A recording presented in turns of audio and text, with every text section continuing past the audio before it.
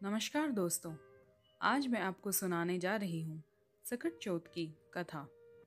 सकट चौथ का यह त्योहार माघ की कृष्ण चतुर्थी को मनाया जाता है। इस दिन संकट हरण गणपति गणेश जी का पूजन होता है। यह व्रत संकटों तथा दुखों को दूर करने वाला है। इस व्रत के करने से प्राणी की सभी इच्छाएं व मनोकामनाएं पूरी होती हैं। इस दिन गणेश जी तथा चंद्रमा का पूजन किया जाता है। व्रत करने वालों को इस दिन यह कथा अवश्य पढ़नी चाहिए, तभी व्रत का संपूर्ण फल मिलता है। सकट चौथ व्रत महिलाएं अपनी संतान की लंबी उम्र और सुखी जीवन की कामना के लिए रखती हैं। इस व्रत में अन्न और जल कुछ भी ग्रहण नहीं किया जाता। आइए सुनते हैं सकट चौथ की कथा। एक साहूकार और एक साहूकारनी थे। वह धर्म पुण्य को नहीं मानते थे। इसके कारण उनके कोई बच्चा नहीं था। एक दिन साहूकारनी पड़ोसी के घर गई। उस दिन सकट चौथ था। वहां पड़ोसन सकट चौथ की पूजा करके कहानी सुना रही थी। साहूकारनी ने पड़ोसन से पूछा, तुम क्या कर रही हो? तब पड़ोसन बोली कि आज चौथ का व्रत है, इसलिए कहानी सुना रही हूँ। तब साहूकारनी बोली, चौथ का व्रत करने से क्या होता है? तब पड़ोसन बोली, इसे करने से अन्न धन सुहाग पुत्र सब मिलता है। तब साहूकारनी ने कहा, यदि मेरा गर्भ रह जाए तो मैं 1.25 सेर तिलकुट करूंगी और चौथ का व्रत करूंगी। श्री गणेश भगवान की कृपा से साहूकारनी गर्भ रह गया तो वह बोली कि मेरा लड़का हो जाए तो मैं 2.5 सेर तिलकुट करूंगी। कुछ दिन बाद उसके लड़का हो गया तो वह बोली, हे चौथ माता, मेरे बेटे का विवाह हो जाएगा तो 5.25 सेर का तिलकुट करूंगी। कुछ वर्षों बाद उसके बेटे का विवाह तय हो गया और उसका बेटा विवाह करने चला गया, लेकिन उस साहूकारनी ने तिलकुट नहीं किया। इस कारण से चौथ माता क्रोधित हो गई और उन्होंने फेरों से उसके बेटे को उठाकर पीपल के पेड़ पर बिठा दिया।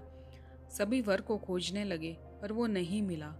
हताश होकर सारे लोग अपने अपने घर को लौट गए। इधर जिस लड़की से साहूकारनी के लड़के का विवाह होने वाला था, वह अपनी सहेलियों के साथ घनघोर पूजन के लिए जंगल में दूब लेने गई।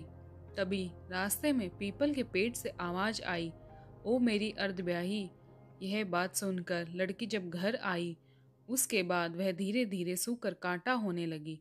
एक दिन लड़की की माँ ने कहा, मैं तुझे अच्छा खिलाती हूँ, अच्छा पहनाती हूँ, फिर भी तू सूखती जा रही है, ऐसा क्यों? तब लड़की अपनी माँ से बोली कि वह जब भी दूब लेने जंगल जाती है तो पीपल के पेड़ से एक आदमी बोलता है कि ओ मेरी अर्धब्याही। उसने मेहंदी लगा रखी है और सेहरा भी बांध रखा है। तब उसकी माँ ने पीपल के पेड़ के पास जाकर देखा, यह तो उसका जमाई ही है। तब उसकी माँ ने जमाई से कहा, यहाँ क्यों बैठे हो? मेरी बेटी तो अर्धब्याही कर दी, अब और क्या लोगे?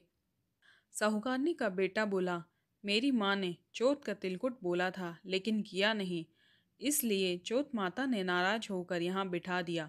यह सुनकर उस लड़की की माँ साहूकारनी के घर गई और उससे पूछा कि तुमने सकट चौथ का कुछ बोला है क्या? तब साहूकारनी बोली, तिलकुट बोला था। उसके बाद साहूकारनी बोली, मेरा बेटा घर आ जाए तो 2.5 मन का तिलकुट करूंगी। इससे श्री गणेश भगवान प्रसन्न हो गए और उसके बेटे को फेरों में लाकर बैठा दिया। बेटे का विवाह धूमधाम से हो गया। जब साहूकारनी के बेटा और बहू घर आ गए, तब साहूकारनी ने 2.5 मन तिलकुट किया और बोली, हे चौथ माता, आपके आशीर्वाद से मेरा बेटा बहू घर आ गए हैं, जिससे मैं हमेशा तिलकुट करके व्रत करूंगी। इसके बाद सारे नगरवासियों ने तिलकुट के साथ सकट चौथ का व्रत करना आरंभ कर दिया। हे सकट चौथ माता, जिस तरह साहूकारनी को बेटे बहू से मिलवाया, वैसे ही हम सबको मिलवाना। इस कथा को कहने सुनने वालों का भला करना।